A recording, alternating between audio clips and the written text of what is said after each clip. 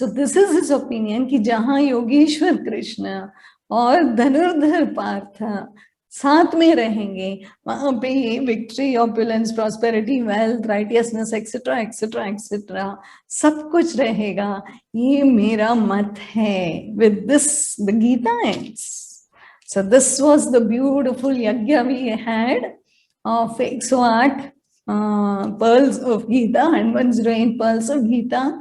And simply put, we can understand as I just put some points starting from the first chapter.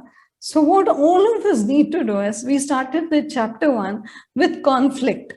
Okay, Arjuna is in conflict. So हम सब अपना conflict पहले ढूंढ सकते हैं. We can find out what is my conflict. What is it that troubles me all the time? एक अर्जुन जबरदस्त रहेगा, बाकी सब will be like lukewarm. So find out that big conflict that constantly you face with yourself. You feel it's the other person who is troubling you, but no, it's your conflict. So find out that conflict. So Arjuna found out his conflict. उसका क्या था? मोह, attachment. Attachment था, mostly हम सबका वही होगा. Attached to the self, the identity, the people, because we don't know who we are. That's the confusion. Okay? Now, confusion hai, delusion hai, fear hai, anxiety hai. This is the first chapter. Then he goes to the second chapter. There is lot of gyan. दुनिया भर का ज्ञान है second chapter में. The cup is overflowing, but arjuna का जो consciousness है, उसका जो बीइंग है, is not yet prepared to take that kind of knowledge. So even we were not prepared in the second chapter to take what we spoke today. The same thing, if it was said on the second chapter, we would not have understood anything. It would have just gone overboard. So then comes, he's not able to process the data. Okay, technically data dal diya Krishna ne, but he was not able to process it. Then comes the third chapter where it's karma yoga is nishkam karma. यहाँ पे क्या होता है? Working without desiring the fruits. From where will I get the motivation? Anyway, fruits are not entirely dependent on my efforts. Divine providence plays a role too. All these are points I've written. Okay, so grace hai sab kuch. Grace are the bonus points that we accumulate in our life. Suddenly kuch aa gaya, kisi ko kuch karke de diya. Not because I planned it, just fluke में. Suddenly रास्ते पे जा रहे हो, okay? कोई गिर गया, हमने प्लान नहीं किया था इसको उठाना है, etc. Suddenly we help. That is a grace, pure grace, because that was not planned. The minute you stop and think, should I or shouldn't I, grace is gone, finished. पुण्य कर्म उसके बाद करेंगे, उसका कुछ भी नहीं मिलने वाला है. Okay?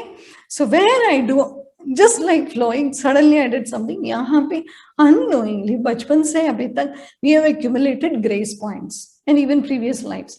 So ये grace points जो है will help us after we do take the full effort. The grace will help. कुछ ऐसा बीच में आएगा and it will help us. Okay, so this was what we understood in the third chapter. Chapter 4 is Jnana Yoga. I'm not the doer. Then who is doing? Who takes the efforts? This was our question.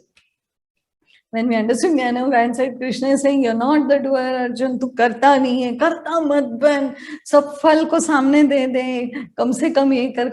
If I'm not the doer, then who is doing? Then why they are telling me to take efforts?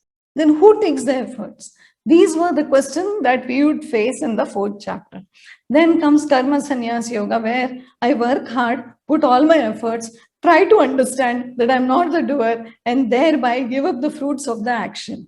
This we could have reached by fifth chapter. Understanding that, not able to understand why I'm not the doer, but I'm going to take the efforts, but I'll give up the fruits. So we could have reached there in the fifth chapter.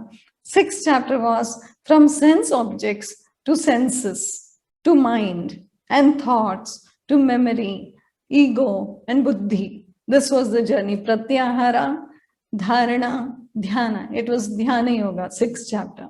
So this was the journey where we understood कि senses है, objects है, attraction है, withdraw करना है, धारणा लेके आना है, प्रत्याहार करने के बाद ध्यान रखना है. This is what we understood in the sixth chapter.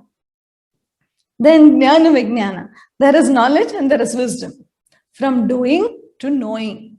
From knowing to being. That's the journey. Okay? From doing to knowing, knowing to being is the journey. Then Akshara Brahma. There is only one, and that one is invincible. It's always there. This is what we understood in Akshara Brahma, 8th chapter. 9th chapter is Rajavidya. Rajavidya means it's the king of knowledge. So there is so much to know, so much to learn, and so much to change and adopt. This is what we understood. Chapter 10 was Vibhuti Yoga. OMG, so all that I see is a splendor of the divine. This is what we understood in 10th chapter. Because उनकी विभूति देखी हमने, फिर उन्होंने विश्व रूप का दर्शन दिखाया. And what we felt, I cannot see this. It's too vast. It's too much. I'm not yet evolved enough to take this darshan. Okay? Then comes chapter 12, where it was Bhakti Yoga. This power is too much what I saw. I bow down, I salute, I surrender. That's Bhakti Yoga. Okay? जब किसी का power देख लेते तो suddenly प्रेम आने लगता है और कोई रास्ता नहीं है. Because it's so huge, so powerful, so vast कि सिर अपने आप झुक जाता है और प्रेम आने लगता है. It's natural. So that's Bhakti Yoga. And then came Kshetra Kshetra. All that I see and experience is a fraction of the one divine power. One divine का पूरा विस्तार. क्षेत्र से क्षेत्रज्ञ. Okay? So then chapter 14 was Gunatraya Vibhaga. It's all about the Trinity. All that we see and exists is because of these three qualities, Rajas, Tamas, and Sattva. Then chapter 15 was Purushottam Yoga, the Adhomukha Vrikshasana, the inverted tree. Okay? Just need to stand on our own 2 feet and understand who we are. That's all we need to do. Abhi hum log ulta khade hain actually. So Daiva Asura Sampat was the 16th chapter. The devil and the divine are within me. One exists because of the other. Chapter 17 was Shraddha Traya Vibhaga. Faith or trust also depends on the three qualities, the gunas. It's finally all divided into 3 Brahma, Vishnu, Mahesh. Moksha Sannyasa, final chapter. I'm not the doer. Okay, clear everybody, na? I'm not the doer. मैं करता हो ही नहीं सकता. इतना सब हमसे हो ही नहीं सकता. एक तो इतना गीता बोलना सुनना ये भी नहीं हो सकता. It's pure grace. Okay, all the fruits of the action have to be renounced, given up. आज पूर्ण आहुति, ठीक है? जितना बोला, जितना सुना, जितना समझा, सब डाल देना है यज्ञ में. And when we do the final prayer, Purnamada, tabhi jo suna, jo sikha, jo samjha, jo bole, whatever was happening, complete ahuti, purna ahuti. Today is the final yajna. Okay? So that we need to know. That's sannyasa. That's tyaga. Then who am I? I'm neither the body nor the senses. The things I see around me are not me. The thoughts, I can see them, so they are not me. The mind, that's not me. The intellect is discerning. It's saying, ye, wo, to wo bhi main nahi hai. Then who am I? Who am I? What is my Swadharma? What is me? Who am I actually? I'm an accumulation. What I think of me today is an accumulation of all my vasanas, all my latent tendencies. That's my fragrance. Until the time I deny myself, how will I be me? And if I'm not me, how will I reach the actual me? That's the only path. In the day you accept yourself with your vasanas and tendencies as you, then your journey starts to the actual reaching the Atman that we all are. That's only one. We all have to go to that point. Okay? So how will I reach the actual me? I need to ride on these to reach my true self, the Atman. Okay? So when I know my true Svabhava, I do my Swakarma, okay, with Svaviveka. And I be in my Swadharma. So I understand that I am not the doer. Naturally, I understand I am not the doer. The gunas interplay, all the actions happen. I am witnessing the drama unfold. I created this drama to experience certain things. My mind is getting decluttered. I am feeling vaster and freer. Okay? Then the intellect has turned inwards. The bright light is what I am. I merge with surrender and devotion. I lose myself, and there is only witnessing consciousness. That's left.